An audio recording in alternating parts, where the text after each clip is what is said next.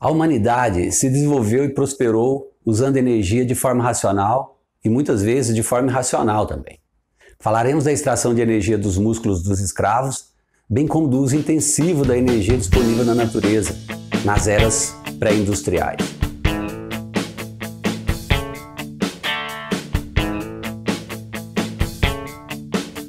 Olá pessoal, sou eu, Desfilete, bem-vindo ao Verbo Científico.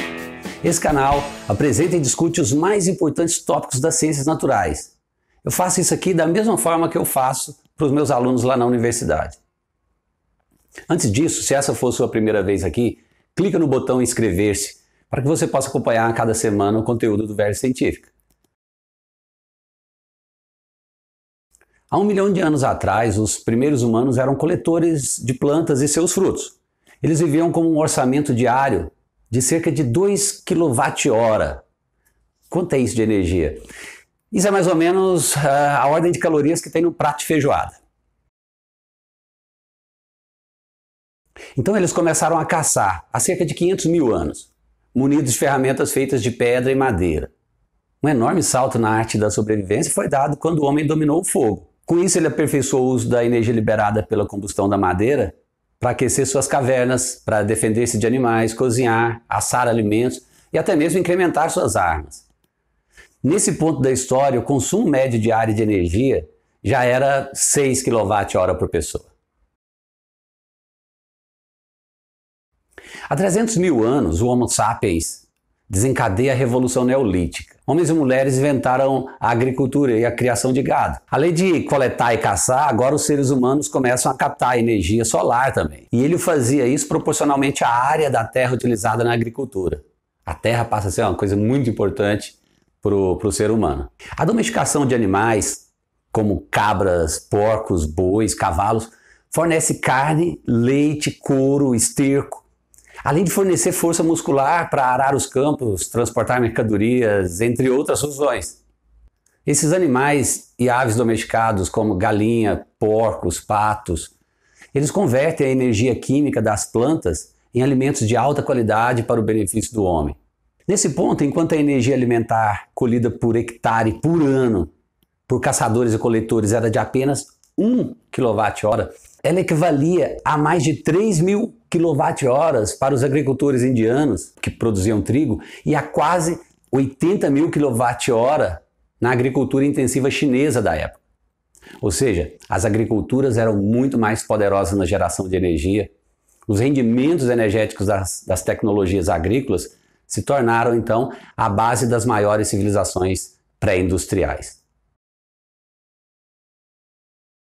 As primeiras sociedades agrícolas se desdobraram há 7 mil anos atrás. Elas só produziam excedentes alimentares que podiam satisfazer a uma demanda diária de 14 kWh por pessoa. Isso libera alguns de seus membros para se especializarem em atividades não relacionadas com a subsistência, como por exemplo o artesanato, a cerâmica, o trabalho em madeira, em pedra, em metal, tudo isso começou a ser muito importante. Esses foram os pilares. Neles repousaram as primeiras civilizações agrárias que surgiram há cerca de 5 mil anos. Agricultores e artesãos forneceram os meios energéticos e tecnológicos e empoderaram os antigos impérios como Egito, a Grécia e Roma. Nas sociedades agrárias, o poder econômico e político estava nas mãos dos proprietários de terra, porque são eles quem controlam a energia que é derivada dos produtos da fotossíntese, ou seja, da energia solar. A nobreza proprietária de terras acumulava um poder político de longo alcance e o feudalismo entra em cena como sistema político dominante nas sociedades agrárias. Ele ganha força com a crescente demanda de energia dessas sociedades, à medida que avança tanto do ponto de vista tecnológico quanto do ponto de vista comercial e também militar. Na Europa Ocidental medieval, por volta de 1400 anos depois de Cristo, a demanda diária de energia por pessoa já era 30 kWh.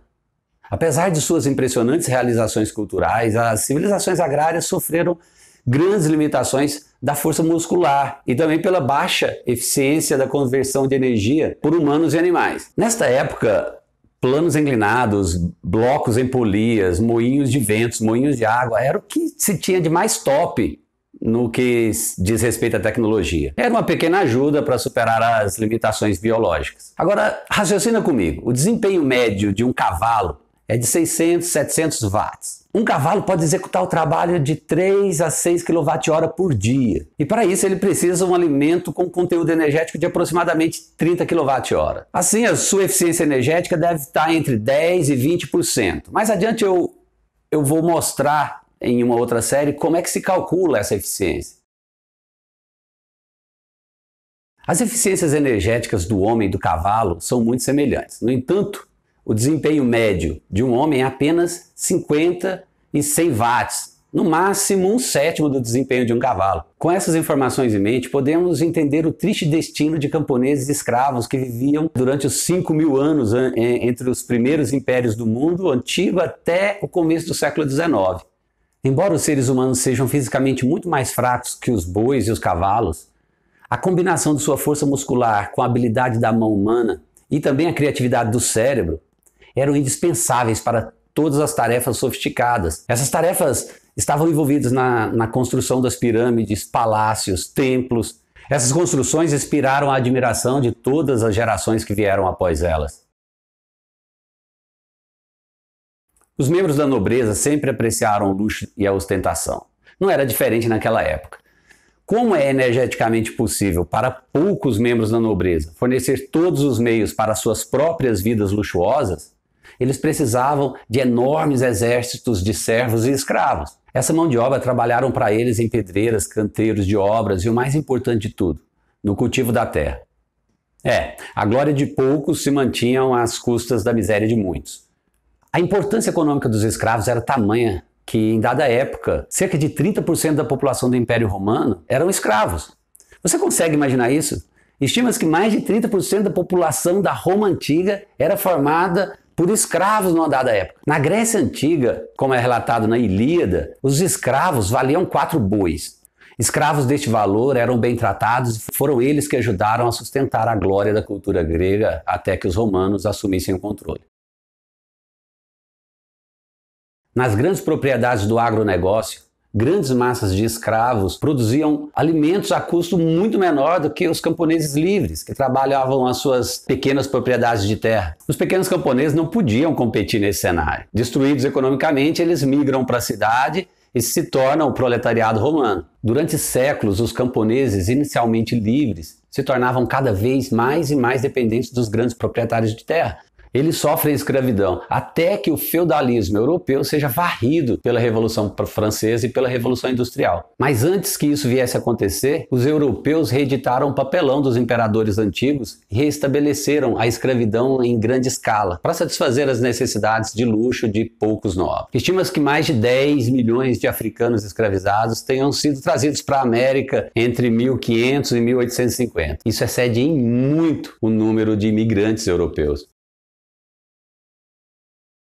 A sociedade agrária obtinha calor essencialmente da madeira. Turfa e carvão eram queimados a uma extensão muito menor. Não havia tecnologia para transformar esse calor em trabalho mecânico. Os movimentos rotatórios gerados pelo vento, pela água, pelo trabalho humano e animal eram o que eles tinham. Essas eram formas de energia impermanentes, nem sempre disponíveis e tão pouco confiáveis. Essas máquinas, como guinchos e moinhos de vento, moinhos de água, eram limitadas tanto em tamanho, quanto em potência e quanto em resistência. Muitas vezes a floresta era usada como principal fonte de energia. Em consequência do uso excessivo, ela era destruída. Ao redor do Mediterrâneo, as florestas foram devastadas durante a Antiguidade, somente para satisfazer a demanda de madeira necessária para a construção de navios e residências. No norte dos Alpes, a madeira se torna escassa, primeiro regionalmente, por exemplo, perto das cidades alemãs do século XIV, e depois em toda a Europa Ocidental durante o século XVIII.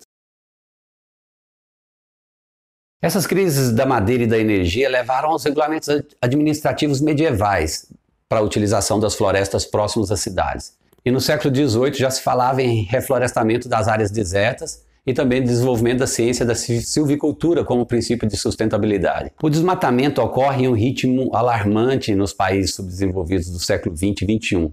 Esses países ainda satisfazem cerca de 10% de suas necessidades energéticas queimando madeira. Boa parte das florestas tropicais foi destruída para limpar terras para colonização agrícola e, em pequena escala, também para acumular pastagens para as grandes fazendas agroindustriais. Além disso, existe a demanda de comerciantes internacionais por madeira. A importância da madeira como combustível então começa a diminuir. Em 1850, os Estados Unidos consumiam diariamente 76 kWh por pessoa.